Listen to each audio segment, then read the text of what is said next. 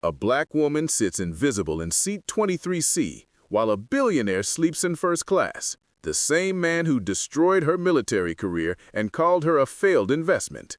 Have you ever been in a room where someone acted like you didn't exist? Someone who had the power to change your life but chose to crush your dreams instead.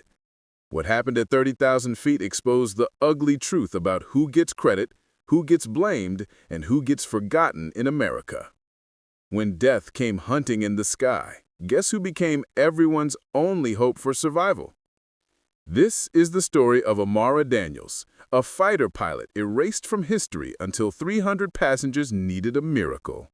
The media never told you about her. The military buried her record.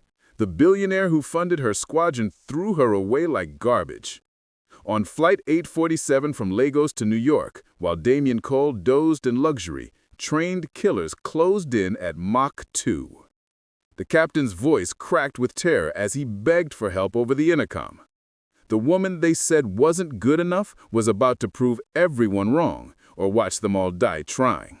You think you know how this ends? You're dead wrong. Amara Daniels chose seat 23C for a reason. Economy class, middle section, far from the cameras that might recognize her face.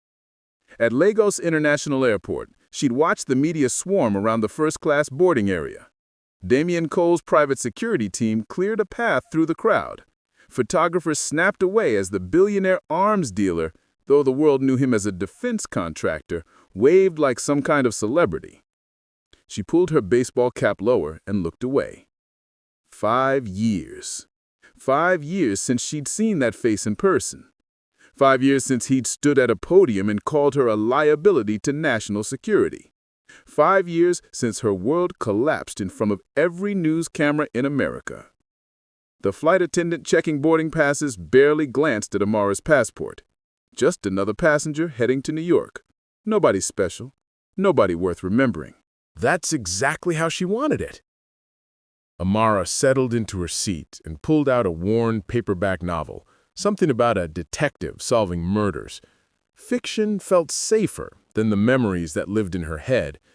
Through the small window, she watched ground crews prepare the Boeing 777 for its 8-hour journey across the Atlantic. She knew this aircraft model inside and out. Maximum altitude, 43,100 feet. Cruise speed, Mach 0.84. Range, 8,555 nautical miles. The numbers came automatically, like muscle memory she couldn't shake. 3 rows ahead, a businessman complained loudly about his Wi-Fi connection. Behind her, a mother tried to quiet her crying baby. Normal people, living normal lives, heading to normal destinations. None of them knew they were sharing their flight with a ghost. The boarding process continued around her. Business class filled with executives and politicians. First class remained mostly empty, except for Cole's entourage and a few other VIPs who could afford $15,000 seats. Amara opened her book, but couldn't focus on the words. Her eyes kept drifting toward the front of the plane, where Cole's voice carried over the cabin noise. He was on the phone, talking about the African mining contract and unprecedented profit margins. The same voice that once called her the future of military aviation. The same voice that later called her an embarrassment to the service. A flight attendant began the safety demonstration. Amara knew she should pay attention. Even experienced pilots could learn something new. Her mind wandered to another flight, another time when she wore the uniform of the United States Air Force and commanded respect in every room she entered. According to the Department of Defense, less than 2% of military pilots are black women. Amara had been one of exactly 47 active-duty black female fighter pilots in 2019. Now that number was 46. She wasn't just another casualty of military bureaucracy. She was a statistical anomaly who got erased from the equation. The engines powered up with a familiar whine. Amara felt the aircraft begin its taxi toward the runway. Outside her window, Lagos sprawled in every direction, a city of 15 million people, most of whom would never see the inside of an airplane, let alone fly to another continent. She'd grown up in a neighborhood where fighter jets were just contrails in the sky, distant dreams for someone else's children. Her father had been a mechanic. Her mother cleaned office buildings at night. Neither had attended college, yet both worked 3 jobs to make sure their daughter could chase impossible dreams. Those dreams had carried her through the Air Force Academy, through flight school, through years of proving herself to men who thought she didn't belong in a cockpit. Those same dreams had crashed and burned over the mountains of Afghanistan. Flight 847 reached the runway and paused for final clearance. Amara closed her eyes and felt the familiar sensation of acceleration as 400,000 pounds of metal and humanity lifted off the ground at 180 miles per hour. She was airborne again, for the first time in 3 years. The irony wasn't lost on her that she was flying as a passenger on the same day Damian Cole happened to be traveling. The man who'd funded her squadron, promoted her story to the media, then abandoned her when the headlines turned ugly. He probably didn't even remember her name. Mara remembered everything, every conversation, every promise, every moment of betrayal. As the aircraft climbed toward cruising altitude, she opened her book again and tried to lose herself in someone else's problems. The detective was chasing a killer through the streets of Chicago. Simple, clean. Bad guys got caught, and good guys went home to their families. Real life wasn't that neat. Outside a window, the lights of Lagos disappeared into darkness. Below them stretched the Atlantic Ocean, thousands of miles of open water where anything could happen, and nobody would ever know. The captain's voice came over the intercom with the standard announcement about weather conditions and flight time. Professional, calm, routine. Captain Marcus Reynolds had been flying commercial aircraft for 22 years. His record was spotless. His passengers trusted him with their lives every single day. Some flights aren't routine. Some flights change everything. March 15, 2019. The Pentagon's press briefing room buzzed with anticipation as Damian Cole took the podium alongside Defense Secretary Patricia Williams. CNN, Fox News, MSNBC, every major network had sent cameras. Cole looked like Hollywood's version of a billionaire. Perfectly tailored suit, silver hair, confident smile that said he owned everything in the room. At 52, he'd built Defense Solutions International into a $40 billion empire, selling weapons and technology to governments worldwide. Today marks a new chapter in American military excellence, Cole began, his voice carrying the practiced authority of someone who'd testified before Congress dozens of times. We're proud to announce the formation of the International Rapid Response Squadron, an elite unit that will project American power and humanitarian aid across the globe. The cameras loved him. Wall Street loved him. Politicians loved him because his campaign contributions kept their careers alive. That day, Cole wasn't talking about himself.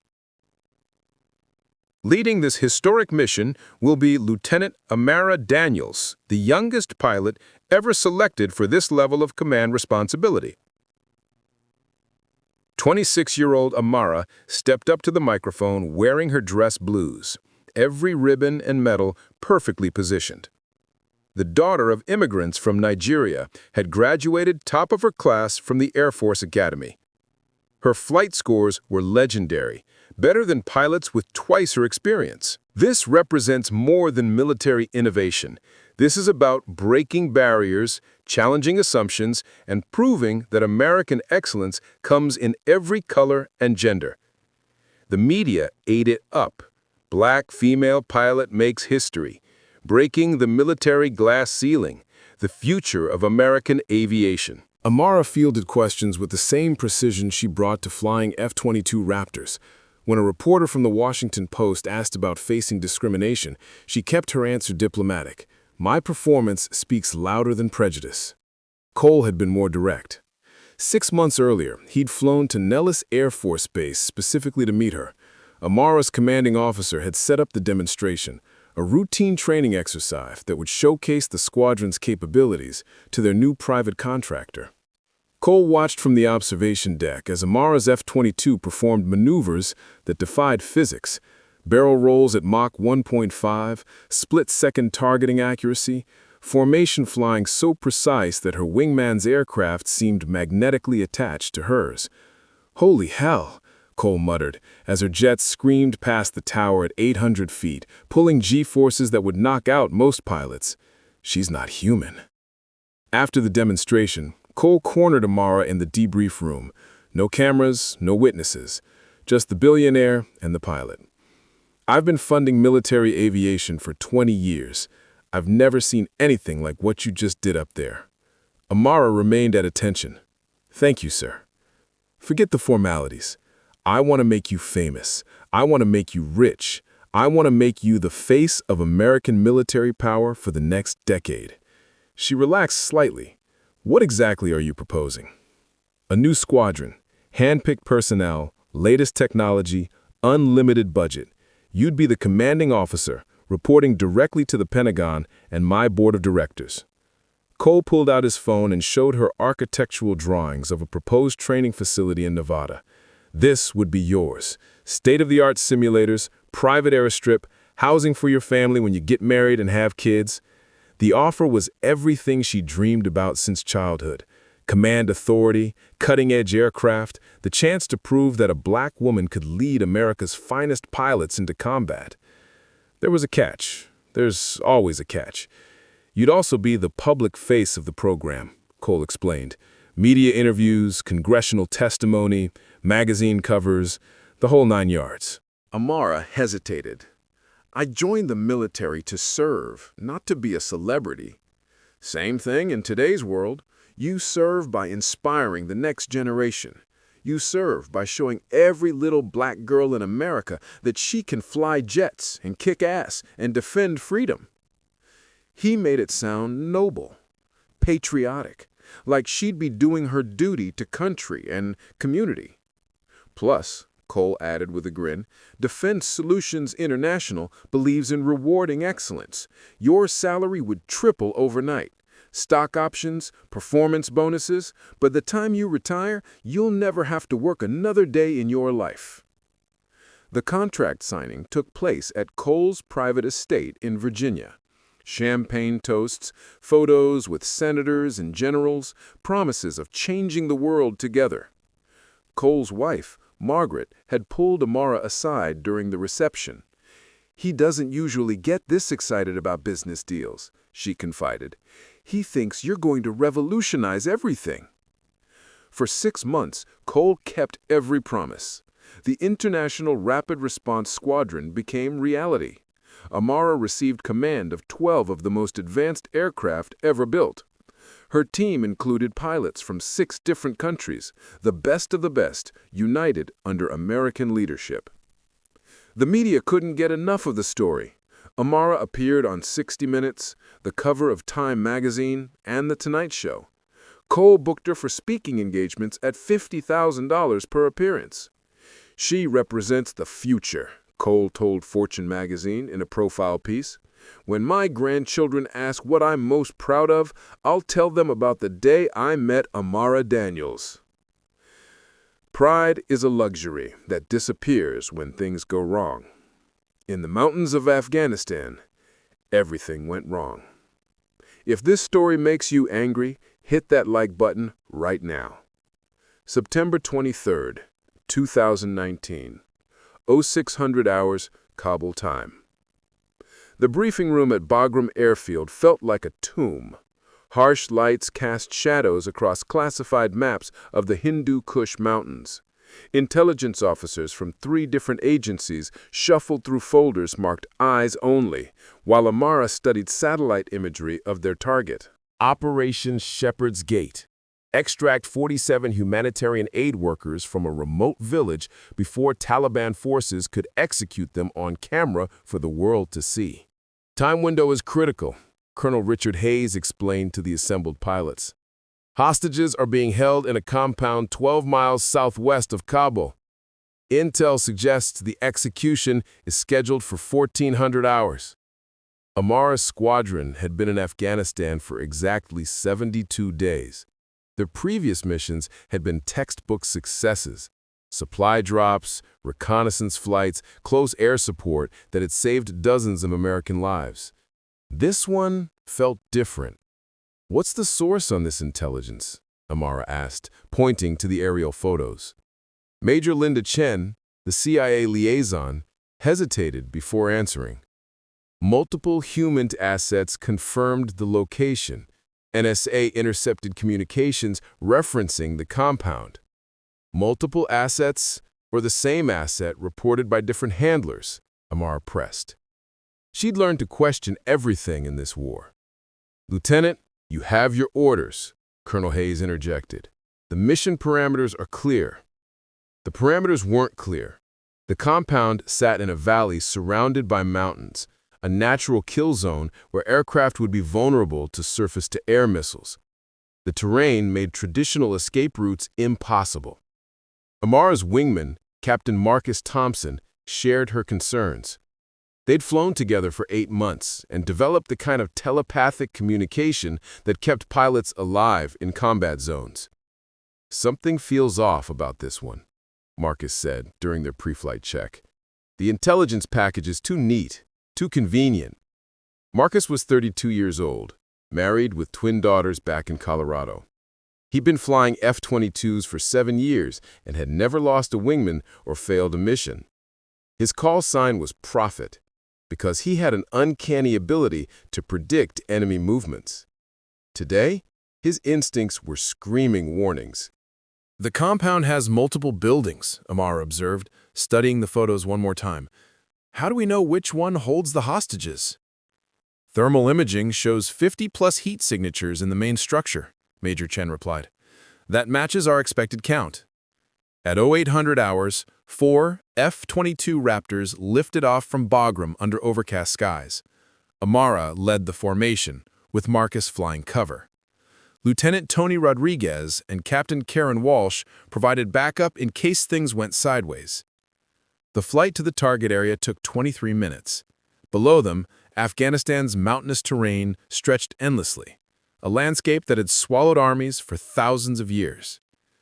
"Shepard lead, this is Bagram Control," the radio crackled. "Target compound is visual, bearing 270, distance 4 miles. Amara switched to infrared and studied the compound through her helmet-mounted display. 3 buildings, arranged in a U-shape. Heavy vegetation providing natural camouflage. No visible defensive positions. Too quiet. Too easy. "Prophet, you seeing what I'm seeing?" she asked Marcus over the encrypted channel. "Negative on vehicle movement. Negative on personnel outside the buildings.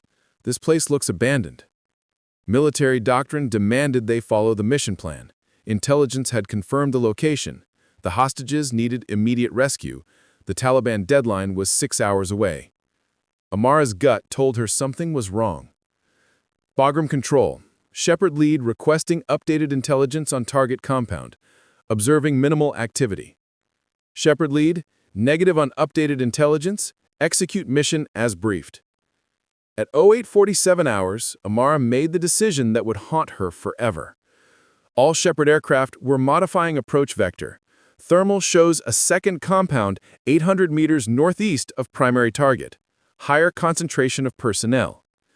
"Shepard lead, you are ordered to engage primary target only," Bagram Control responded immediately. Amara stared at her instruments. The secondary compound showed 73 heat signatures, packed into a single building. Children-sized signatures mixed with adults. Exactly what you'd expect from hostages. Families huddled together in terror. The primary compound showed scattered signatures, adult-sized, positioned like guards rather than prisoners. "Marcus, what's your read on the secondary compound?" "Looks like our real target to me. Primary compound feels like a trap." Military careers are built on following orders. Disobeying direct commands ends with court-martial and disgrace. Amara had 2.3 seconds to choose between her career and her conscience. She chose the hostages. All Shepard aircraft were engaging secondary target. Prophet, you take point. Rodriguez and Walsh maintain overwatch. The rescue mission became a masterpiece of precision flying. Amara's team neutralized Taliban positions around the secondary compound, while Special Forces helicopters swooped in for extraction. 47 humanitarian aid workers, doctors, teachers, engineers were pulled from certain death. Military bureaucracy doesn't reward initiative, even when initiative saves lives. The primary compound contained no hostages. It contained 12 Taliban fighters armed with American weapons, weapons that had been reported as destroyed after previous operations. Someone had been selling military equipment to the enemy. Someone with access to high-level intelligence. Someone who needed a scapegoat when the arms-dealing scheme got exposed. At 0934 hours, as Amara's squadron provided cover for the evacuation helicopters, Marcus Thompson's F-22 exploded in midair. No warning, no distress call. 1 second he was flying formation, the next he was a fireball tumbling toward the mountains. The surface-to-air missile had been fired from the primary compound, the one intelligence insisted held the hostages. The compound Amara was ordered to attack first. If she'd followed orders, she'd have been the one in that fireball. Marcus left behind a wife named Catherine and 6-year-old twin daughters named Hope and Faith. At his funeral, they asked Amara why their daddy wasn't coming home. She had no answer that made sense to children. The military investigation that followed focused on one question: why did Lieutenant Daniels deviate from direct orders? Not why was the intelligence wrong, not who supplied weapons to the Taliban, not how did the enemy know their flight path, just why didn't she follow orders? Amara tried to explain her reasoning to the review board: the thermal signatures, the tactical assessment, the split-second decision that saved 47 lives. Colonel Hayes, who'd given the original briefing, testified against her. Lieutenant Daniels demonstrated a pattern of insubordination and poor judgment. Her actions directly resulted in the loss of a valuable aircraft and the death of a fellow pilot. Major Chin, the CIA liaison, claimed her intelligence had been 100% accurate and that Amara's deviation from the mission plan had compromised ongoing operations. Nobody mentioned the arms dealing. Nobody investigated the faulty intelligence. Nobody asked why Marcus had to die. The review board's conclusion was unanimous.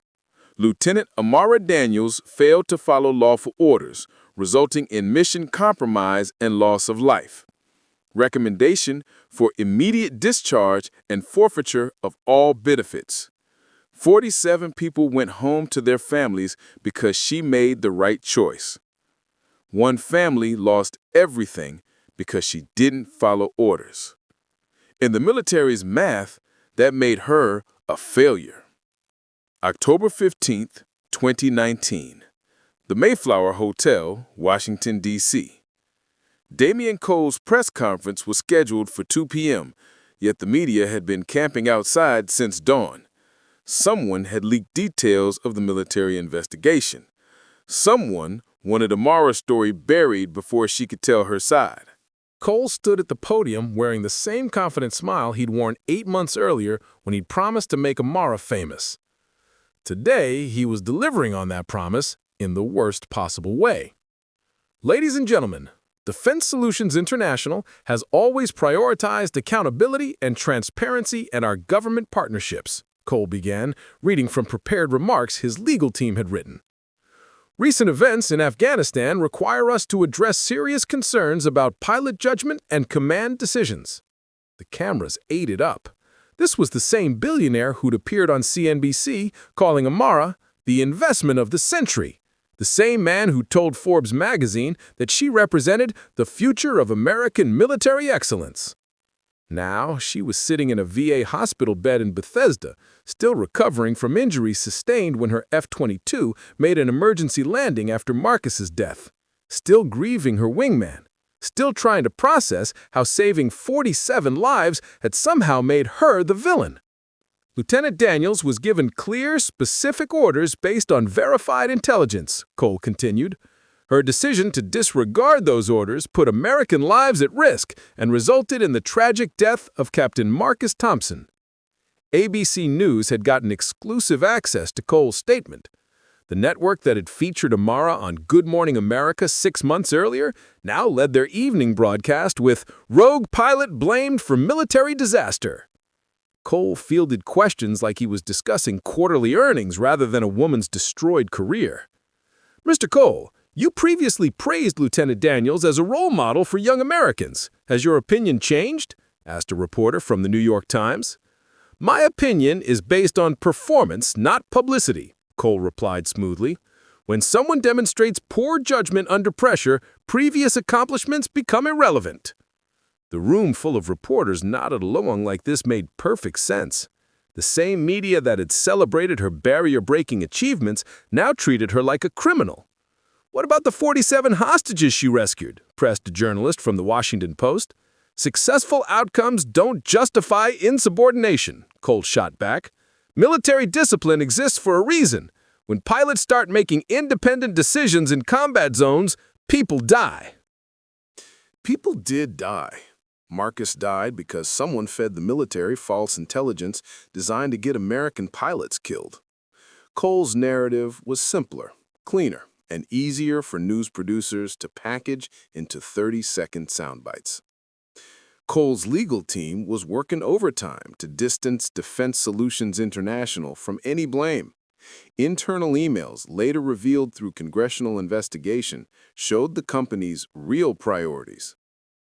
"Daniels is a liability we cannot afford," Cole's chief counsel had written. "If the arms-dealing investigation traces back to our intelligence sources, we're looking at criminal charges and billions in losses." "Agreed," Cole had responded. "Cut all ties immediately. She's on her own." The woman he'd once called the future of aviation was now what corporate lawyers call a non-performing asset that needed to be liquidated.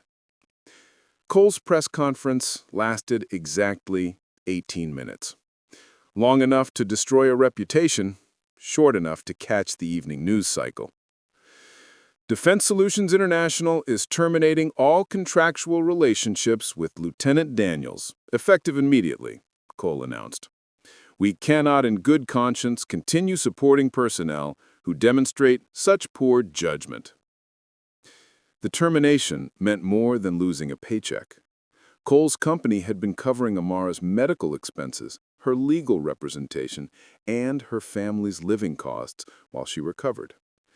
The contract termination clause specifically voided all benefits if the pilot was discharged for cause. Amara watched the press conference from her hospital bed, still connected to IV tubes and monitoring equipment. "I wanted you to know that I don't blame you for what happened to Marcus," Catherine said quietly. "I've read the classified briefings. I know you saved those people. I know Marcus would be proud of the choice you made." The words hit harder than any criticism Cole could level. "The military is going to hang you out to dry because they need someone to blame," Catherine continued. "The media is going to destroy you because scandal sells better than truth. I need you to know that Marcus's family stands with you." After the call ended, Amara stared at the ceiling and tried to process how her life had disintegrated so completely. 6 months earlier, she'd been on magazine covers and congressional hearing schedules. Defense contractors competed for her endorsements. Young pilots asked for her autograph. Now she was facing discharge proceedings, mounting legal bills, and medical expenses that would bankrupt her family. Cole's narrative became the official version of events. Rogue pilot disobeys orders, gets fellow pilot killed. Clean, simple, sellable. The truth was more complicated. Intelligence agencies had been feeding false information to military units, creating opportunities for arms dealers to profit from both sides of the conflict. American weapons were being sold to Taliban fighters who used those same weapons to shoot down American aircraft. Complex truths don't fit into news headlines. Cole's press conference was broadcast on every major network. His stock price actually went up 3% that day as investors praised his decisive leadership in handling the crisis. Amara's discharge became final on November 3, 2019. No ceremony, no recognition of her 8 years of service, no mention of the lives she'd saved. Just a manila envelope containing her separation papers and a bill for damaged government property, the F-22 that had been destroyed in the emergency landing. The woman who'd been called the future of American aviation was officially erased from military records. Cole had kept his promise to make her famous, just not the way either of them had planned. Share this video right now if you've ever seen a black person get thrown under the bus the moment things went wrong. Flight 847 reached cruising altitude at 37,000 feet as the African coastline disappeared behind them. Captain Marcus Reynolds, no relation to the military officer who'd investigated Amara, checked his instruments and settled in for what should have been a routine 8-hour crossing. Reynolds had been flying commercial aircraft for 22 years without a single incident. TWA, then American Airlines, now Phoenix International. He'd flown presidents, celebrities, and billionaires across every ocean on Earth. At 54, he planned to retire in 3 years and spend his pension fishing in Montana. Tonight felt different. Tower, Phoenix 847, requesting current weather data for our route. Reynolds radioed to Lagos Control. Phoenix 847, weather clear along your flight path. Winds favorable at current altitude. Reynolds wasn't asking about weather. His radar showed 3 aircraft maintaining parallel courses roughly 50 miles to their north. Military aircraft, judging by their speed and formation pattern. Nothing unusual about military flights over international waters, yet something about their positioning bothered him. In 22 years, Reynolds had developed instincts that kept passengers safe. Right now, those instincts were humming like a tuning fork. Co-pilot Evans, you seeing these contacts on primary radar? First Officer Sarah Evans, a 15-year veteran, studied the display screen. Confirmed. 3 aircraft maintaining bearing 045, speed approximately 650 knots. Military jets. Definitely military jets. Lagos Control, Phoenix 847, requesting identification of aircraft contacts bearing 045, distance 50 nautical miles. Static filled their headsets for nearly 30 seconds before Lagos Control responded. Phoenix 847, negative contact on those coordinates. Suggest you're seeing weather interference. Reynolds and Evans exchanged glances. Weather interference doesn't maintain perfect formation at 650 knots for 20 minutes. In the passenger cabin, Amara was pretending to read her novel while monitoring the aircraft's behavior through subtle changes in engine noise and flight attitude. Her trained senses picked up details that civilian passengers would never notice. The captain had just made a minor course correction, maybe 2 degrees to the south. Standard procedure for avoiding air traffic, yet there hadn't been any traffic alerts announced to passengers. She closed her eyes and focused on the sound patterns. Twin Pratt & Whitney engines, operating at normal parameters. Cabin pressure steady. No unusual vibrations in the airframe. They were definitely not following the standard commercial flight path from Lagos to New York. 3 seats ahead, the businessman was still complaining about his internet connection. Behind her, the mother had finally gotten her baby to sleep. Normal passenger behavior, completely unaware that anything might be wrong. Amara pulled her phone from the seat pocket and opened the flight tracking app. According to the GPS data, they were roughly 200 miles southwest of Lagos, heading northwest toward the Canary Islands. Commercial flights to New York typically follow a more northerly route to take advantage of jet stream winds. She opened the airline's official app and checked their filed flight plan. The map showed a direct path from Lagos to JFK, a great circle route that should pass near the Azores, not the Canary Islands. They were off course. Not drastically, not enough for passengers to notice. Enough for someone with military navigation experience to recognize that their pilot was making tactical adjustments. Amara looked toward the first-class cabin where Damien Cole was still on his phone, probably negotiating another arms deal or planning another African development project that would somehow require military equipment. Did he know they were being followed? Did he know why? A flight attendant walked past, checking on passengers with a practiced smile of someone who'd been doing this job for years. Amara waited until the woman returned from the front cabin. "Excuse me," Amara said quietly. "I'm a nervous flyer. Is everything okay? The captain seems to be making a lot of course adjustments." The flight attendant's smile flickered for just a moment. "Everything is fine, ma'am. Just routine navigation updates." Routine navigation updates. That was airline speak for something is happening, yet we don't want passengers to panic. Amara had heard similar announcements during her military career. Routine maintenance check meant the aircraft was broken. Training exercise meant they were deploying for combat. Navigation updates meant they were trying to avoid something dangerous. In the cockpit, Captain Reynolds was trying to raise air traffic control centers across West Africa. His radio calls to Accra, Casablanca, and Dakar were met with static or delayed responses that didn't make sense. "Evans, try raising Gander radio on the emergency frequency," he instructed his co-pilot. Gander radio in Newfoundland coordinated North Atlantic flights. They should be able to provide updated information about air traffic and weather conditions along their route. More static. "Captain, I'm getting intermittent signals on all frequencies," Evans reported. "Could be atmospheric interference or equipment malfunction." Or electronic jamming, Reynolds thought, yet didn't say aloud. The three military aircraft had adjusted their position to match Phoenix 847's course change. Still maintaining distance, still in formation, yet definitely tracking the commercial airliner's movement. Reynolds had flown enough military contracts to recognize escort behavior when he saw it. The question was whether they were being protected or hunted. His hands moved automatically through instrument checks, while his mind processed the possibilities.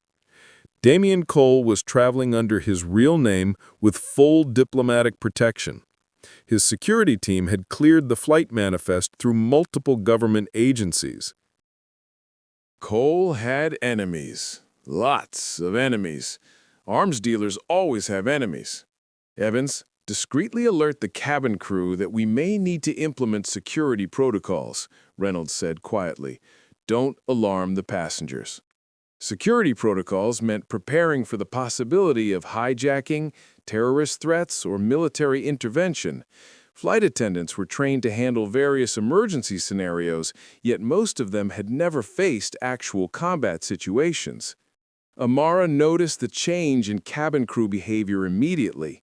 The flight attendants were moving with more purpose, making eye contact with each other across the aisle, positioning themselves near emergency equipment. She'd seen the same behavior from military personnel preparing for potential combat. Her phone buzzed with an automatic notification from the flight tracking app. Flight delayed due to air traffic control requirements. They weren't delayed. They were still flying, still making progress toward their destination. The app was showing automated messages that didn't match their actual situation. Someone was feeding false information to flight tracking systems. Someone was trying to hide Phoenix 847's real position and status. In her economy seat, surrounded by passengers who had no idea their flight had become something other than routine transportation, Amara faced a decision she'd been avoiding for 3 years. She could remain invisible, hoping that whatever was happening would resolve itself without involving her. Or she could accept that her past wasn't done with her yet. Outside the small window, sunset painted the Atlantic Ocean in shades of orange and gold.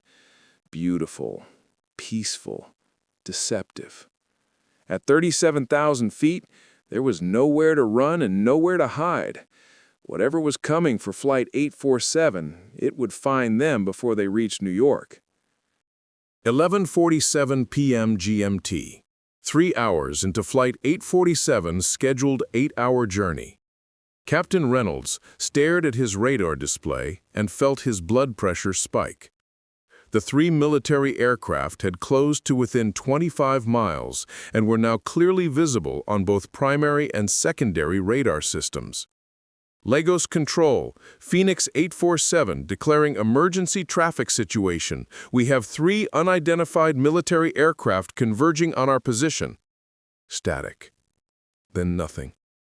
Reynolds tried switching to the international emergency frequency. Mayday, Mayday, Mayday! Phoenix 847 requesting immediate assistance. We are being intercepted by unknown military aircraft over international waters. More static.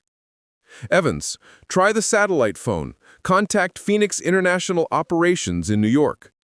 First Officer Evans activated the aircraft's satellite communications system and got a busy signal. Then a disconnected tone. Then nothing at all. Their communications were being jammed. In the passenger cabin, Amara felt the aircraft bank slightly to the left, another course correction, more pronounced this time. The captain was definitely trying to evade something. She looked around the cabin. Most passengers were sleeping, reading, or watching movies on their personal devices. The businessman 3 rows ahead was still typing emails. The mother behind her was feeding her baby a bottle. Normal people, living normal moments, completely unaware that death was closing in at 600 miles per hour. A flight attendant hurried past, heading toward the cockpit with a concerned expression that she was trying to hide behind professional composure. Amara caught her eye. "Is everything all right?" "Just routine communication with air traffic control, ma'am. Nothing to worry about." Her voice carried the same tension Amara had heard from military personnel trying to maintain calm during crisis situations. In first class, Damien Cole was finally off his phone and looking out the window with an expression Amara had never seen before. Fear. He knew something. He knew exactly why they were being hunted. The aircraft shuddered slightly, not turbulence, rather the aerodynamic effects of flying at maximum speed. Captain Reynolds was pushing the Boeing 777 as hard as he dared, trying to outrun military fighters that could fly twice as fast. Amara closed her eyes and listened to the engine sounds. Both Pratt & Whitney turbofans were operating at full throttle, generating maximum thrust. The captain was running scared. At 11:52 p.m., the lights in the cabin flickered. Passengers looked up from their devices, confused. Electronic interference from whatever was jamming their communications was now affecting the aircraft's electrical systems. A child started crying. Someone's laptop screen went blue. The in-flight entertainment system reset itself with a cascade of error messages. "Ladies and gentlemen, this is Captain Reynolds speaking." His voice came over the intercom with barely controlled tension. "We're experiencing some minor technical difficulties with our navigation equipment. Flight attendants, please prepare the cabin for possible turbulence." Prepare the cabin for turbulence was airline code for something bad is about to happen. Flight attendants moved through the aisles, checking seat belts, securing loose items, taking positions near emergency equipment. Their training was kicking in, yet Amara could see the fear in their eyes. Whatever Reynolds was seeing on his radar, it was bad enough to prepare for emergency procedures. At 11:54 p.m., the first sonic boom shook Flight 847 like a toy. The aircraft lurched violently to the right. Passengers screamed as their bodies were thrown against seatbelts and armrests. Overhead luggage compartments rattled. Oxygen masks dropped from the ceiling in 3 rows near the front. Military jets had just broken the sound barrier less than a mile from their position. "Jesus Christ," someone shouted from business class. "What the hell was that?" Another sonic boom, closer this time. The aircraft's frame groaned under stress it was never designed to handle. Passengers who had been sleeping were now fully awake and terrified. Amara felt her military training take over. Assess the threat, calculate options, prepare for action. The attackers were using psychological warfare, flying close enough to panic the passengers without actually firing weapons yet. They wanted everyone on board to know they were helpless, trapped, about to die. In the cockpit, Captain Reynolds was making the hardest decision of his 22-year career. His radar showed 6 aircraft now. 3 more had joined the original formation. Military fighters, probably F-16s or equivalent, armed with air-to-air missiles that could destroy a commercial airliner in seconds. His Boeing 777 carried 297 passengers and 12 crew members. Families going home, business travelers chasing deals, students heading to college, children who would never see their next birthday if he made the wrong choice. Reynolds had exactly 2 options: surrender to whatever demands the attackers made, or try to outrun aircraft that could fly circles around his plane. Neither option offered much hope for survival. At 11:56 p.m., his radio crackled with the first direct communication they'd received in over an hour. Phoenix 847, this is Falcon Leader. You are ordered to change course to bearing 180 degrees and descend to 15,000 feet for boarding procedures. The voice was professional, calm, speaking accented English that suggested Eastern European or Russian origin. Military pilots trained for this type of operation. Negative, Falcon Leader. We are a civilian aircraft in international airspace carrying 309 souls. We will not deviate from our filed flight plan. Phoenix 847. You have 60 seconds to comply, or we will open fire. This is your only warning. Reynolds looked at his instrument panel and saw his hands trembling. In 22 years of flying, he'd never faced anything like this. His training covered mechanical failures, weather emergencies, even hijacking scenarios. Nobody had trained him to fight military jets. Ladies and gentlemen, this is your captain speaking. His voice echoed through the cabin, cutting through passenger conversations and crying children. Every person on board stopped what they were doing and listened. This is not a drill. The words hit the cabin like a physical force. Passengers grabbed armrests, reached for loved ones, whispered prayers in a dozen different languages. We are being intercepted by military aircraft of unknown origin. I am required by international law to ask if there are any current or former military personnel on board who might be able to assist with our situation. Silence. Then, scattered murmurs as passengers looked around, hoping someone else would stand up and save them. Specifically, Reynolds continued, his voice breaking slightly, do we have any fighter pilot on board? The question hung in the cabin air like a death sentence. Amara felt 300 pairs of eyes searching the faces around them. Parents looking for heroes to save their children. Elderly passengers hoping someone younger and stronger could fight for their lives. She could remain invisible, let someone else try to answer the captain's desperate plea, keep hiding from the past that had already destroyed her once. Or she could face the truth she'd been running from for 3 years. She wasn't just a failed pilot. She wasn't just a discharged soldier. She wasn't just another passenger hoping for rescue. She was Lieutenant Amara Daniels, United States Air Force, the woman who had saved 47 lives in Afghanistan, the pilot who could fly anything with wings and make it dance in the sky, the only person on Flight 847 who might know how to keep them alive. At 11:58 p.m., with 30 seconds left before the attackers opened fire, Amara Daniels stood up. Comment below if you felt that moment when Amara had to choose between her pain and everyone's survival. Every head in the cabin turned toward seat 23C as Amara walked down the aisle toward the cockpit. Passengers stared at the black woman in jeans and a baseball cap, trying to process that their salvation might come from someone they'd barely noticed during boarding. "Ma'am, please return to your seat," a flight attendant said, blocking her path. "The captain is dealing with an emergency situation." "I know exactly what the captain is dealing with," Amara replied, her voice carrying military authority that made the flight attendant step aside. "I'm Lieutenant Amara Daniels, United States Air Force. I need to speak with Captain Reynolds immediately." The cockpit door was locked, yet Amara knocked with the specific pattern used for emergency crew communications.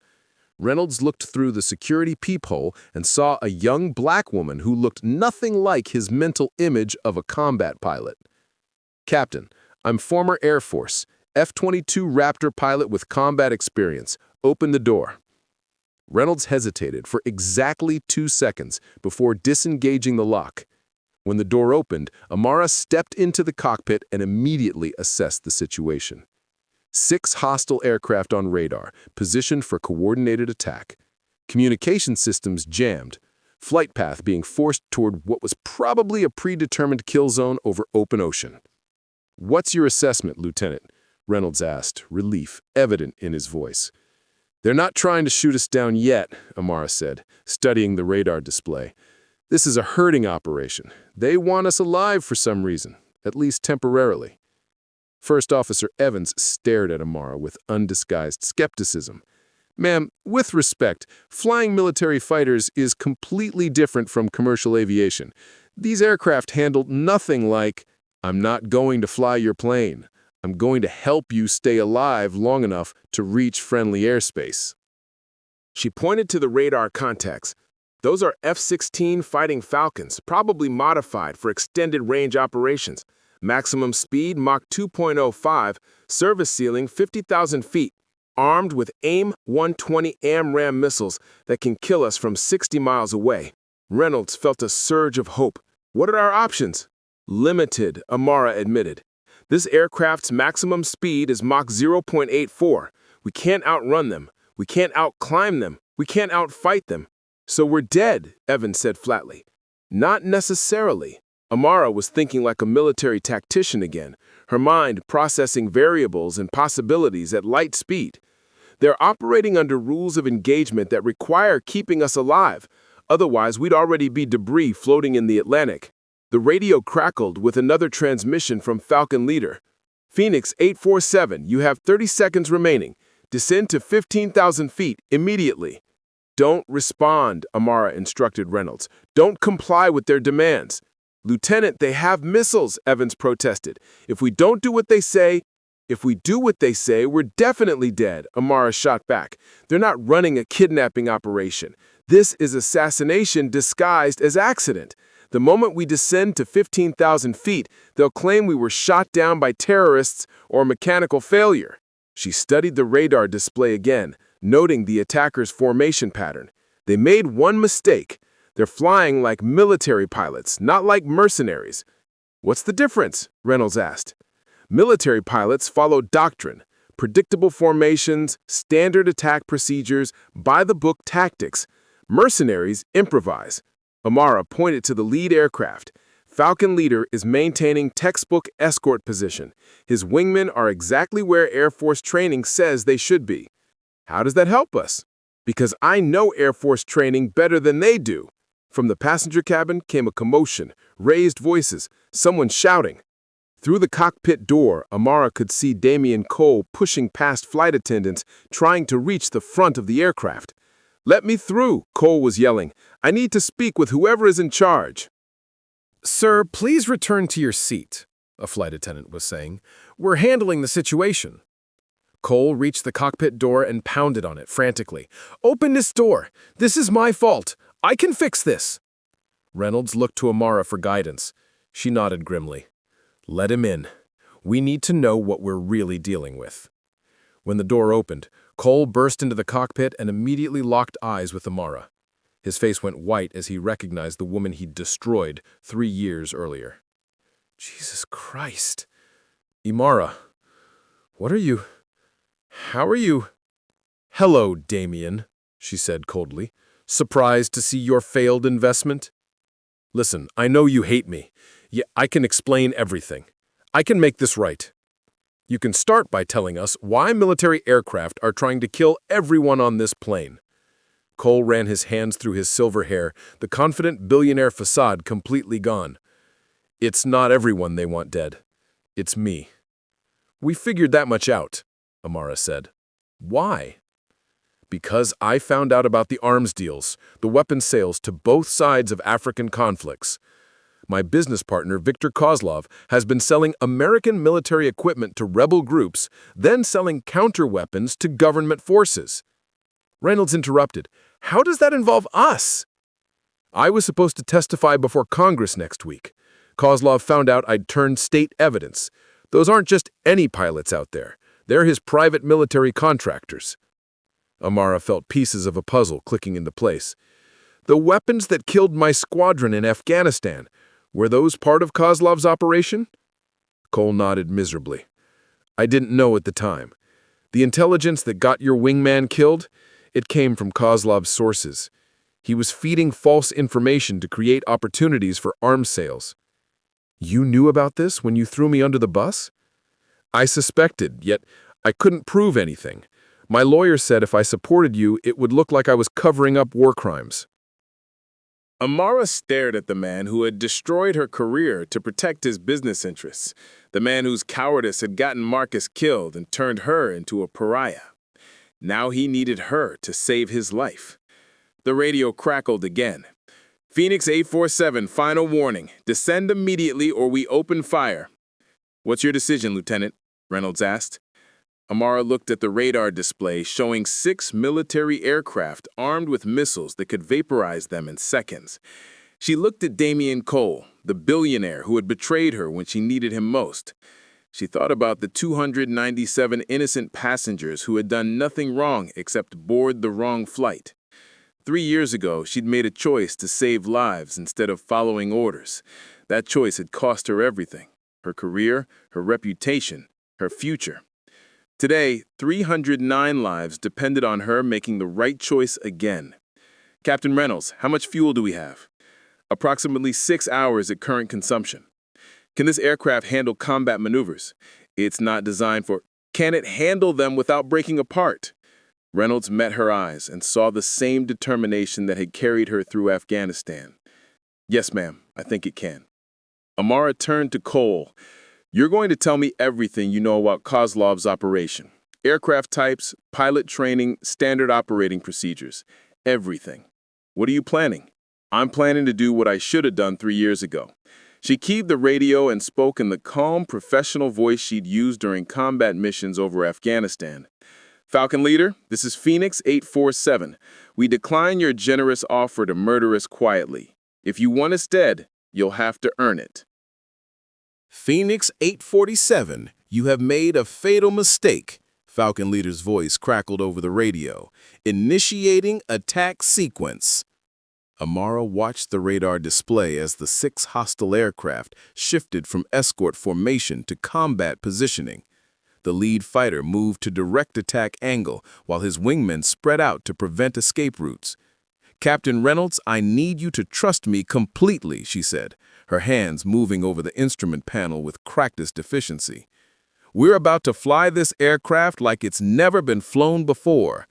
Lieutenant, commercial aircraft aren't designed for... Captain. Amara's voice carried the authority of someone who'd commanded squadrons in combat zones. I'm not asking you to understand. I'm telling you to follow my instructions exactly. The first missile launch showed as a bright flare on their radar screen.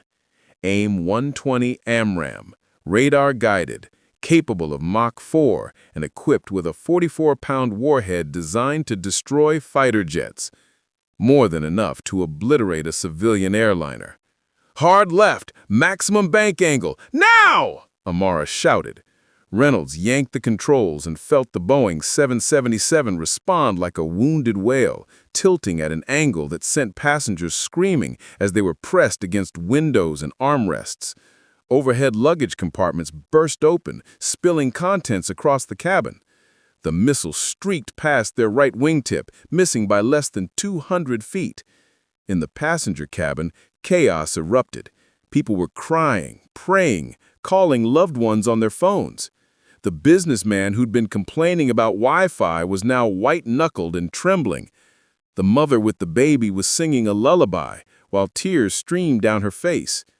Level out and maintain heading 270. They're going to try a coordinated attack from multiple angles. When I say dive, push this aircraft straight down like your life depends on it.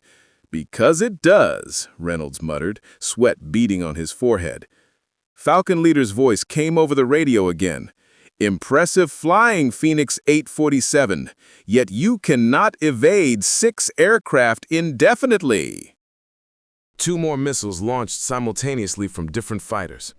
Amara watched their trajectories on radar, calculating intercept angles and timing with the precision of a human computer. Dive! Full dive! Maximum descent rate! The Boeing 777 dropped like a stone, falling from 37,000 feet toward the ocean at a rate that made passengers' ears pop and stomachs lurch. The aircraft shuddered under aerodynamic stresses it was never meant to endure. Both missiles overshot their target, their guidance systems unable to compensate for such a radical altitude change. Pull up! Pull up now! Reynolds hauled back on the controls, fighting to level the aircraft before they dove too low to recover. The Boeing 777's engines screamed as they strained against gravity and momentum. At 22,000 feet, they finally leveled out. Status report, Amara demanded. Structural integrity holding, First Officer Evans reported, her voice shaking. No apparent damage to control surfaces. In the cabin, flight attendants were moving through the aisles, checking for injuries and trying to maintain some semblance of order. Several passengers had been thrown from their seats during the violent maneuvers. A businessman in row 15 was holding a bloody napkin to his nose. They were alive. Cole, who had been gripping the cockpit doorframe with white knuckles, stared at Amara with something approaching awe. How did you know they would miss? Amara missiles are designed for air-to-air combat between fighters. They expect targets to maneuver within normal aircraft performance parameters. Commercial airliners aren't supposed to dive at 6,000 feet per minute. Can we keep doing this? Not indefinitely. This aircraft can't handle many more extreme maneuvers without structural failure. She studied the radar display. The 6 hostile aircraft were regrouping, probably reassessing their tactics. Captain, how's our fuel situation? We're burning fuel at twice the normal rate due to extreme maneuvering, Reynolds reported. Maybe 4 hours remaining? 4 hours to reach friendly airspace, assuming they could survive that long. The radio crackled with a new voice. Not Falcon leader, rather someone else speaking Russian accented English. Phoenix 847, this is Viktor Kozlov. I believe you have something that belongs to me. Cole's face went even whiter. That's him! That's my business partner! Former business partner, Kozlov corrected, somehow monitoring their internal communications. Mr. Cole, you have caused me considerable expense and embarrassment. I had hoped to resolve this matter quietly, yet you have chosen to involve professionals. Keyed the radio. Mr. Kozlov, this is the professional you're dealing with. I suggest you call off your attack dogs and disappear before I decide to end your little arms-dealing business permanently. Kozlov's laughter came through the speakers like broken glass. Ha ha ha ha, Lieutenant Amara Daniels. Yes, I know who you are. The failed pilot who got her wingman killed. The disgraced soldier who couldn't follow simple orders. The soldier who saved 47 lives using weapons you sold to both sides of the conflict, Amara shot back. Look how that worked out for you. Discharged in disgrace, career destroyed, life ruined. His voice turned colder. Today, you will join your wingman in whatever hell awaits military failures. The next attack came from all 6 aircraft simultaneously. Missiles launched from multiple angles, creating a kill box that should have been impossible to escape. Amara had exactly 3.7 seconds to save 309 lives. Emergency ascent! Maximum climb rate! Now! The Boeing 777's engines roared as Reynolds pulled back on the controls and pointed the aircraft's nose toward the sky. They climbed at an angle that pressed everyone into their seats with crushing G-forces. Passengers screamed as the aircraft shuddered and strained. The elderly man in 12F lost consciousness from the pressure. The mother's baby was crying so hard he couldn't breathe. At 45,000 feet, well above the aircraft's normal service ceiling, they finally leveled out. Below them, 6 missiles had converged on the airspace they'd occupied seconds earlier, creating a fireball that would have vaporized everyone on board. "Jesus Christ," Evans whispered. "We're above our maximum operating altitude. The engines aren't designed for this thin air." "Yet we're alive," Reynolds added, checking his instruments for warnings. "Engine performance is degraded, yet stable." Amara studied the radar. The hostile aircraft were climbing to intercept them, yet they were having to work harder in the thin atmosphere too. "That bought us maybe 2 minutes," she said. "They'll be back in position soon." "What's our next move?" Reynolds asked.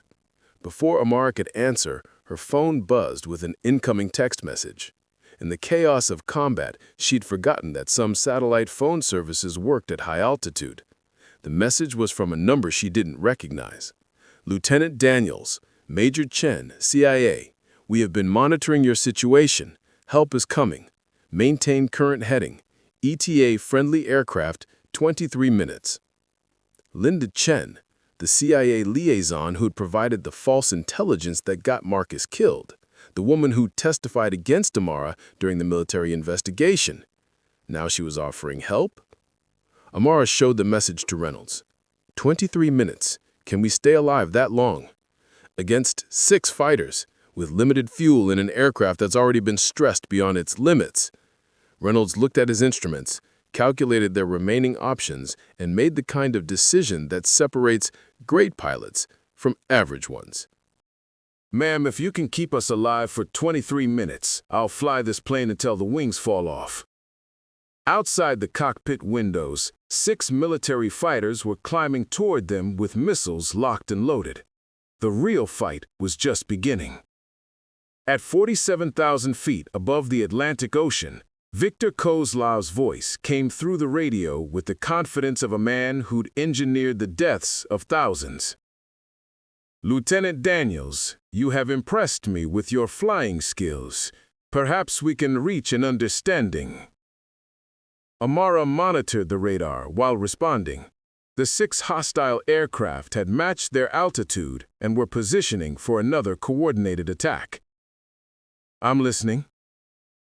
"Mr. Cole possesses certain documents that could damage my business relationships.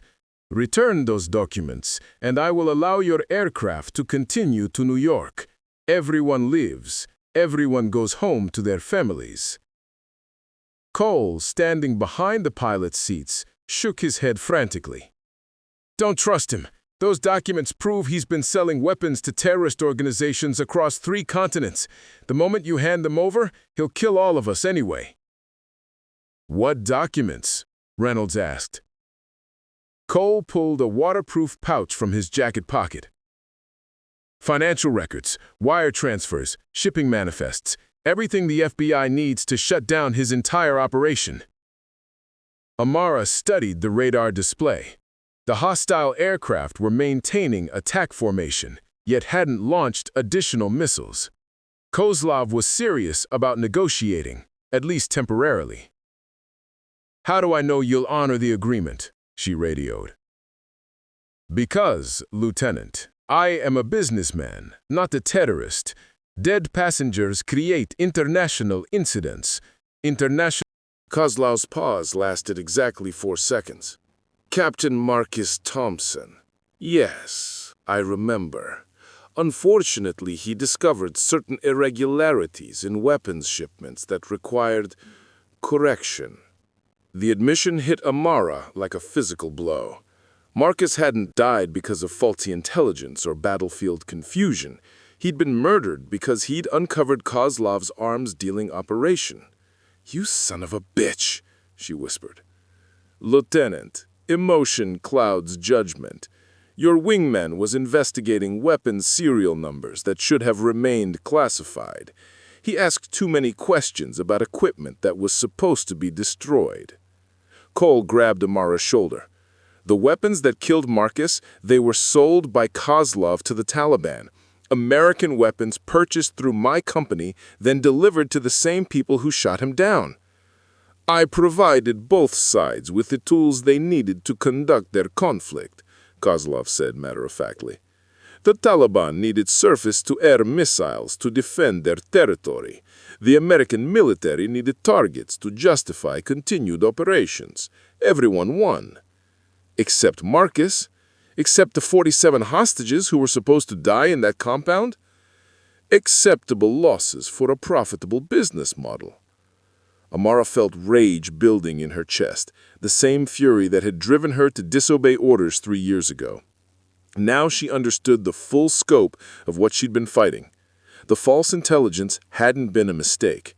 The primary target compound had been loaded with American weapons specifically to kill the pilots who came to investigate.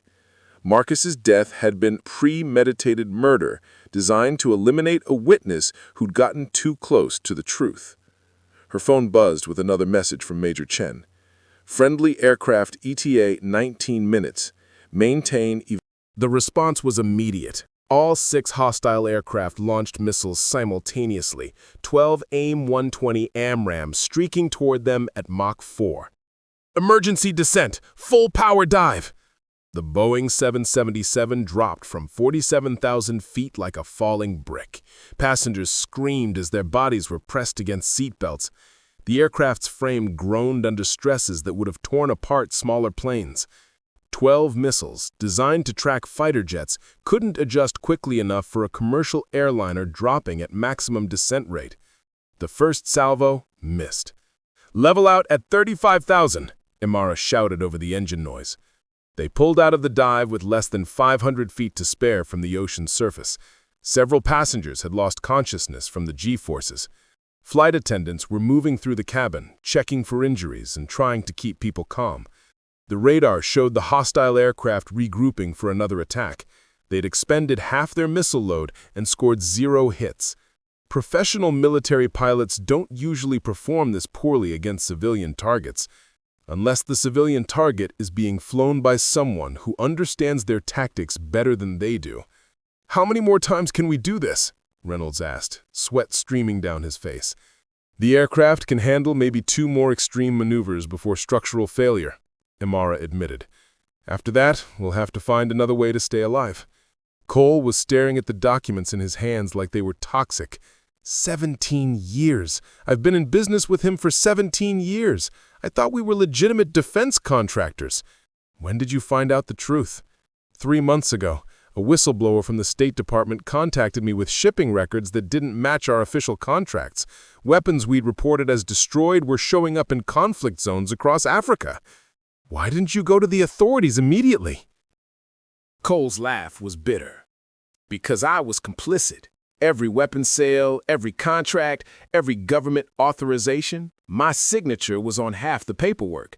I was either a criminal or the most incompetent businessman in America. So you chose to be a criminal? I chose to survive, until I realized Kozlov was planning to eliminate everyone who could testify against him. Another missile launch appeared on radar. Single missile this time, fired from extreme range. A probing attack to test their response capabilities. "Evasive maneuvers, starboard bank 45 degrees, Amara called out. The Boeing 777 tilted right as the missile streaked past their port wing, close enough that passengers on the left side could see the smoke trail through their windows. A child started crying. Someone was praying loudly in what sounded like Arabic. The businessman from first class was vomiting into an air sickness bag. 15 minutes, Amara said, checking her phone for updates from Major Chen. We need to survive 15 more minutes. Lieutenant, Reynolds said quietly, I need to ask you something. What? When the friendly aircraft arrive, assuming they arrive, what's to stop Kozlov from claiming we were hijacked? 6 military contractors versus 1 disgraced pilot. Who do you think the media will believe? Amara had been avoiding that exact question for the past hour.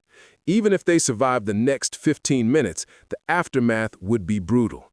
Kozlov had money, political connections, and a legal team that could spin any story to his advantage. She was a discharged pilot with a history of disobeying orders and making decisions that got people killed. "The documents," she said, pointing to Cole's waterproof pouch. "If those contain what he claims, there are only hope of exposing the truth. And if they don't?" Amara looked through the cockpit window at the vast Atlantic Ocean stretching endlessly in all directions. Above them, 6 military aircraft circled like vultures, waiting for the perfect moment to finish their mission. Below them, 300 innocent people were depending on her to make the right choice again. "Then we'll have died trying to do the right thing," she said. "That has to count for something." The radio crackled with Kozlov's voice again. "Phoenix 847, you are beginning to irritate me. My pilots grow impatient. Surrender the documents now, or I will demonstrate what happens to those who interfere with my business." The threat was delivered with the casual tone of someone ordering coffee. "Negative, Kozlov. Those documents are staying with us." "Very well. You have chosen to protect a man who threw you away like garbage, who destroyed your career to save his own skin, who let your wingman die rather than expose the truth about arms dealing. Fascinating psychology, Lieutenant." Every word was designed to break her resolve, to make her question why she was risking 309 lives for a man who had betrayed her so completely. "I'm not protecting Damien Cole," Amara replied. "I'm protecting the truth." "The truth?" Kozlov's laughter came through the speakers like broken glass. "The truth is that you were a failed pilot who got her best friend killed through insubordination. The truth is that you will always be remembered as the black woman who couldn't follow orders. The truth is that after today, nobody will remember your name." Cole stepped closer to the radio microphone. "Victor, this is Damien. Let me make you an offer." "I'm listening." "Take me. Let the plane go. I'll give you the documents and testify that Lieutenant Daniels hijacked the aircraft. You get what you want, and 308 innocent people go home to their families." Amara stared at Cole in shock. The man who had thrown her under the bus 3 years ago was now offering to sacrifice himself to save her passengers. "An interesting proposal," Kozlov mused. "Yet I'm afraid it's too late for noble gestures. You had your chance to handle this quietly. Now everyone dies, and the world will believe it was mechanical failure." The final attack began without warning. All 6 hostile aircraft dove toward Phoenix 847 from different angles, creating a kill box that should have been impossible to escape. Amara had exactly 3.2 seconds to save 309 lives. "Emergency climb! Maximum rate! Now!" The Boeing 777 pointed its nose skyward and clawed for altitude like a wounded bird trying to escape a hurricane. The G-forces pressed everyone into their seats with crushing weight. In seat 23C, the mother with the baby screamed as her child was nearly torn from her arms. The elderly man in 12F lost consciousness as his heart struggled with the extreme G-forces. Luggage exploded from overhead compartments, creating a deadly hail of laptops, cameras, and personal belongings. "Restart engines! Restart now!" Amara shouted over the chaos. Reynolds fought to regain control as the Boeing 777 plummeted toward the ocean like a 400,000-pound brick. The engines spooled up with agonizing slowness, while the aircraft's computer system screamed warnings about stall conditions and structural stress. Every second felt like an eternity. Every foot of altitude lost brought them closer to catastrophic impact with the Atlantic Ocean. At 31,000 feet, they finally regained level flight. Behind them, 3 missile explosions created brief stars in the night sky. $2.4 million worth of military hardware detonating harmlessly in empty air where Flight 847 should have been. "Status report," Amara demanded, her hands shaking from adrenaline. "Multiple passenger injuries from the stall maneuver," Evans reported, her voice tight with stress.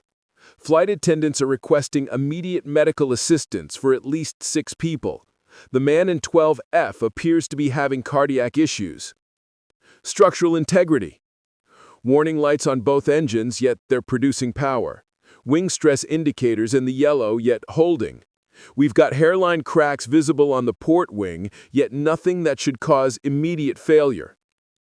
Through the cabin windows, passengers could see the hostile aircraft regrouping for what everyone knew would be the final attack.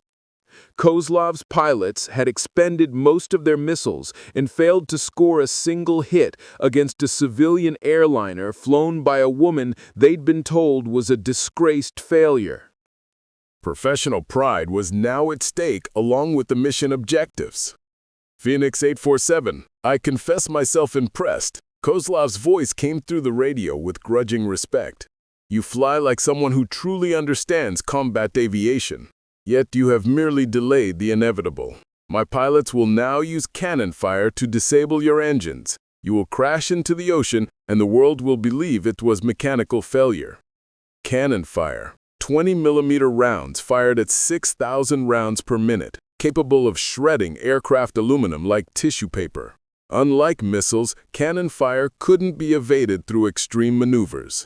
The fighters just had to get close enough for their pilots to aim and squeeze the trigger. At 30,000 feet, 2 F-22 Raptors flanked Flight 847 like mechanical angels. Inside the Boeing 737, Amara Daniels moved through a cabin that looked like a war zone. Blood-streaked seat cushions, oxygen masks dangled like dead snakes. The elderly passenger in 12F clutched his chest, his lips blue from cardiac distress. A business-class doctor worked frantically with the emergency medical kit.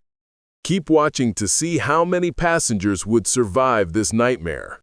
The mother in row 8 cradled her baby with one arm. Her other shoulder sat at an impossible angle, dislocated when Amara's combat maneuver threw her against the bulkhead. She bit her lip to stop from screaming. 6 other passengers bled from cuts and possible concussions. Boeing never designed civilian aircraft for dogfights. These people had endured forces that would challenge trained fighter pilots. 4 hours until JFK International. 4 hours to keep 309 souls breathing. The cockpit radio crackled. "Flight 847, this is Raptor Lead. You've got priority approach into New York airspace." Captain Reynolds grabbed the intercom. What he said next would replay on every news network for weeks. "Ladies and gentlemen, this is your captain. I want to personally thank Lieutenant Amara Daniels, United States Air Force, for saving every life aboard this aircraft." The cabin erupted. 297 traumatized passengers rose from their seats, applauding the woman in 23C who had kept death from their door. Hit that notification bell to find out what happened when they landed. Amara felt something foreign wash over her. Recognition.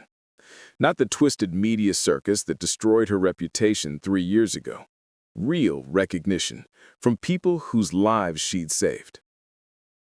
JFK International looked like a fortress when Flight 847 touched down at 6:23 a.m. Air Force security forces had locked down Terminal 4. FBI agents waited with clipboards and suspicious eyes. Medical teams stood ready for casualties.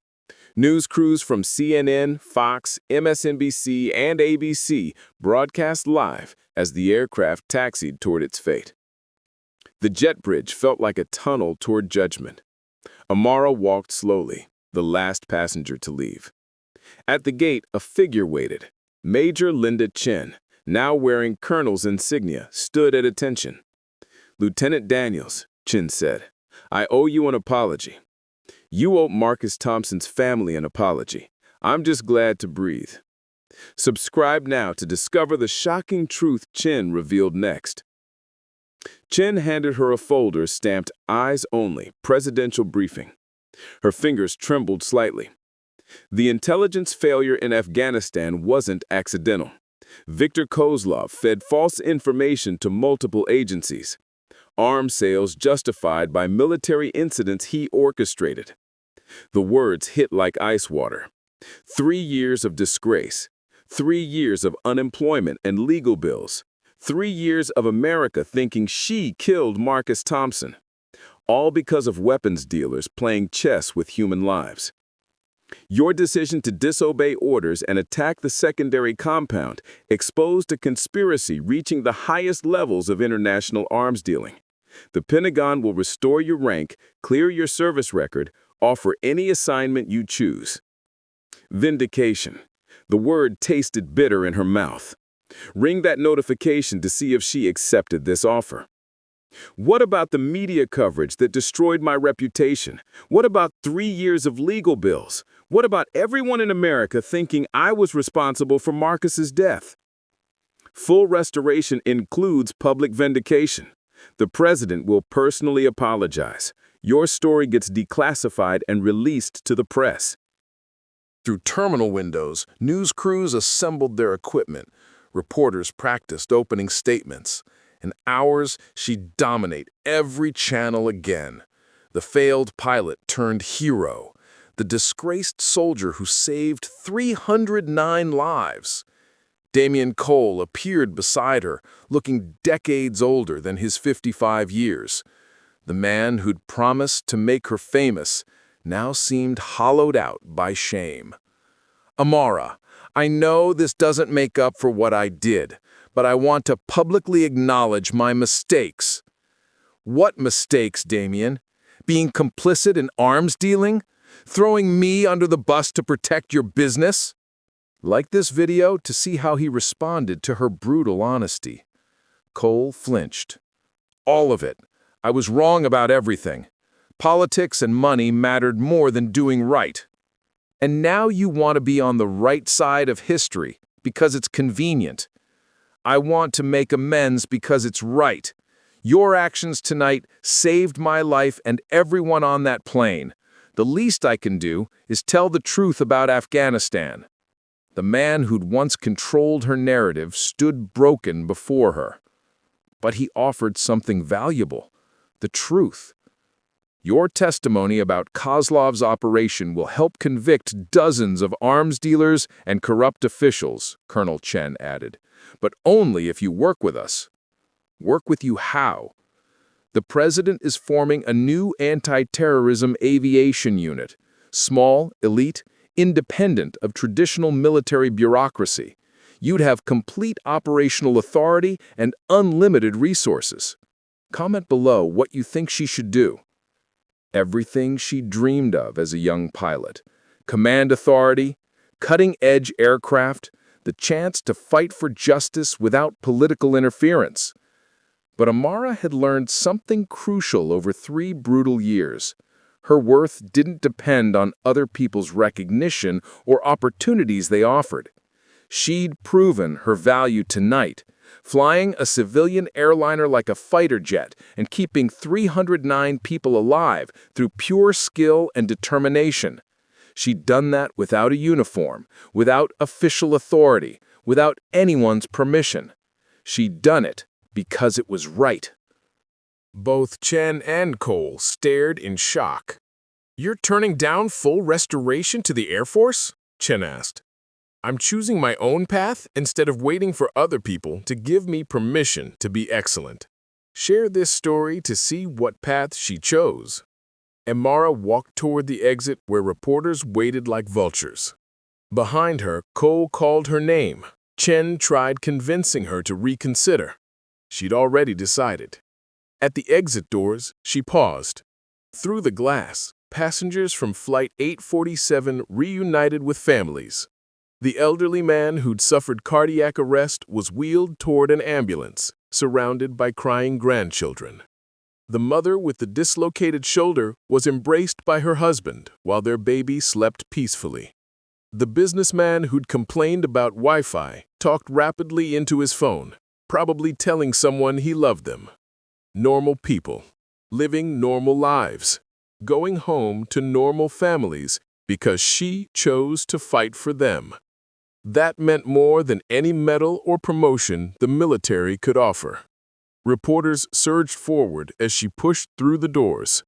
Cameras flashed, microphones thrust toward her face. "Lieutenant Daniels, how does it feel to be vindicated? What was it like flying combat maneuvers in a civilian aircraft? Are you rejoining the Air Force?"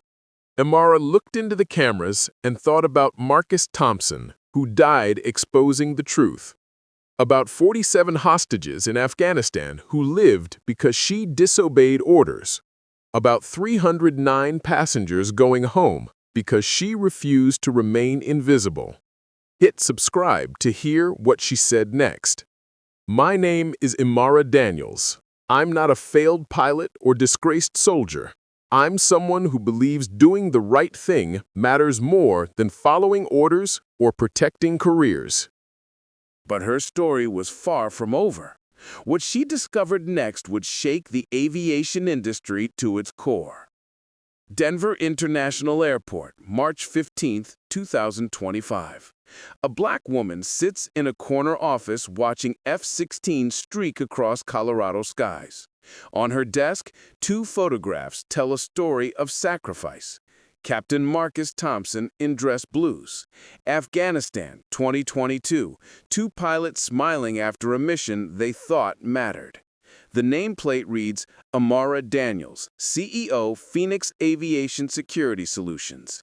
6 months after Flight 847, the woman America called a failure now runs a $50 million company. 47 former military pilots, intelligence analysts, and security specialists work for her. They protect high-risk flights, VIP transport, humanitarian missions. Subscribe to see how she built this empire from nothing. Phoenix, rising from ashes. The name wasn't accidental. Her first client shocked everyone. Catherine Thompson, Marcus's widow. She used her husband's life insurance to start a nonprofit for military families. When she needed secure transport to Afghanistan, she called Amara directly. I trust you with my life, Catherine said. You're the only person I know who values other people's lives more than your own career. Word spread like wildfire through military circles. Senators needed secure transport to war zones. Humanitarian organizations required protection in hostile territories. They all called Phoenix Aviation. Share this if you believe second chances can create empires. But success couldn't heal all wounds. Every morning, Amara reads intelligence briefings about arms dealing worldwide. Viktor Kozlov died, yet his network spawned 12 smaller organizations. Syria to Somalia, weapons flow to both sides of conflicts. The cancer she tried to expose in Afghanistan had spread globally. Her computer chimed. Video call from Colonel Linda Chen, now Pentagon liaison to private security contractors. Amara, I have a situation requiring your expertise. Chen's image appeared from a classified briefing room. Behind her, maps of Central Africa, status boards showing military deployments. But her story was far from over. What she discovered next would shake the aviation industry to its core. Denver International Airport, March 15, 2025. A black woman sits in a corner office watching F-16 streak across Colorado skies. On her desk, two photographs tell a story of sacrifice. Captain Marcus Thompson in dress blues. Afghanistan, 2022. Two pilots smiling after a mission they thought mattered. The nameplate reads, Amara Daniels, CEO, Phoenix Aviation Security Solutions. 6 months after Flight 847, the woman America called a failure now runs a $50 million company. 47 former military pilots, intelligence analysts, and security specialists work for her.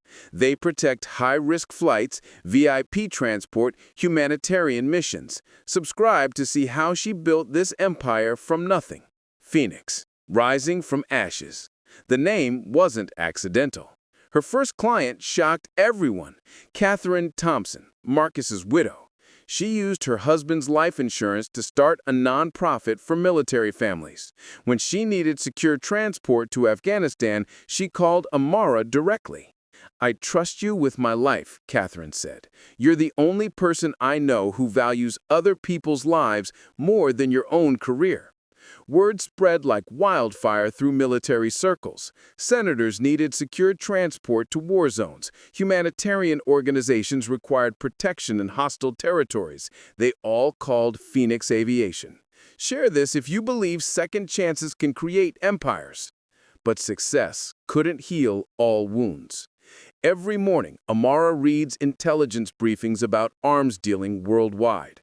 Viktor Kozlov died, yet his network spawned 12 smaller organizations. Syria to Somalia, weapons flowed to both sides of conflicts. The cancer she tried to expose in Afghanistan had spread globally. Her computer chimed. Video call from Colonel Linda Chen, now Pentagon liaison to private security contractors. Amara, I have a situation requiring your expertise. Chen's image appeared from a classified briefing room. Behind her, maps of Central Africa, status boards showing military deployments. What situation? Humanitarian aid convoy heading into Democratic Republic of Congo. 23 doctors and teachers from Doctors Without Borders. Intelligence suggests militia groups with military-grade weapons are targeting them. American weapons sold through defense contractors claiming they were destroyed? Chen nodded grimly. The convoy needs air cover for 200 miles through territory controlled by 3 rebel factions. Military aircraft would seem like taking sides. Private security contractors remain politically neutral. Exactly. Will you accept this mission? Amara stared at Marcus's photograph. Her company had 6 combat-qualified pilots, 4 aircraft capable of air cover, enough firepower to protect a medical convoy. This was exactly the mission type that destroyed her career 3 years ago. Protect innocent civilians, make moral choices, risk everything for strangers. Smart business meant declining. Too much risk, too little profit, too many variables. Comment below what you think she should choose. Amara stopped making career-smart decisions years ago. Send the mission briefing, we're wheels up in 6 hours. Chen smiled for the first time. Pentagon authorizes standard rate plus hazard compensation. This one's pro bono, Colonel. Some missions transcend money. After ending the call, Amara walked to her window. A United 777 climbed towards the Rockies, same aircraft type she'd flown as a passenger during her most terrifying night. Her phone buzzed. Unknown number. Saw you on the news again. Still causing trouble? D.C. Damian Cole.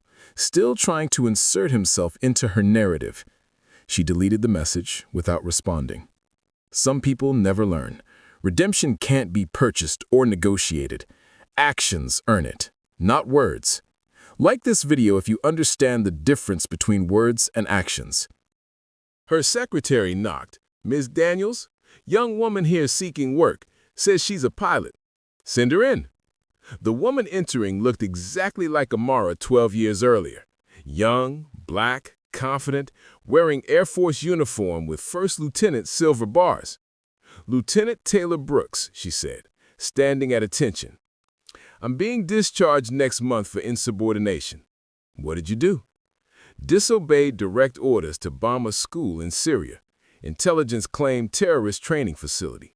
I flew reconnaissance, saw children inside. Amara smiled. Sit down, Lieutenant. Tell me about your flight experience. F-35 Lightning II, 3 years active duty.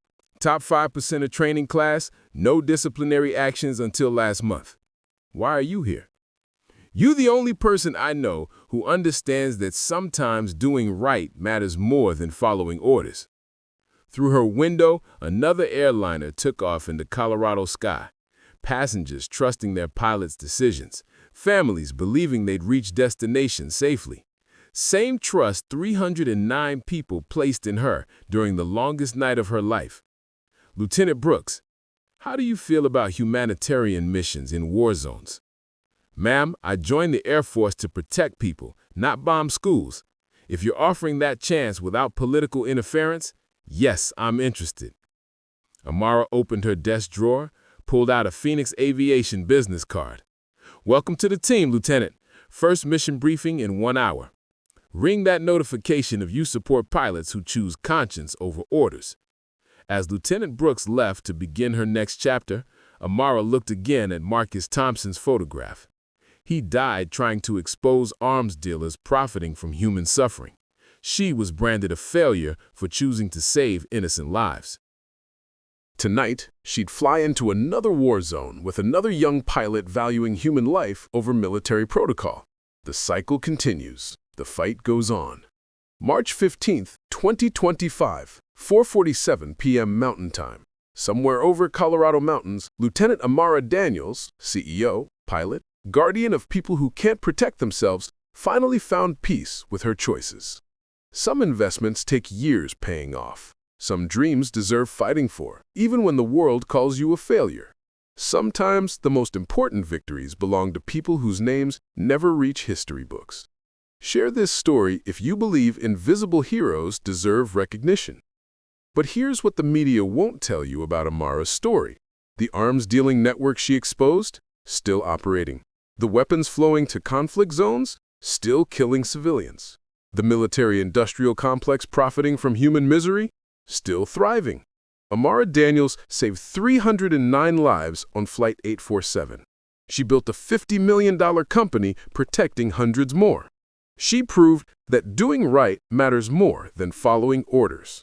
Yet, the system that tried to destroy her remains unchanged. Every day, pilots like Lieutenant Brooks faced impossible choices. Obey orders that might kill innocents or sacrifice careers to save lives.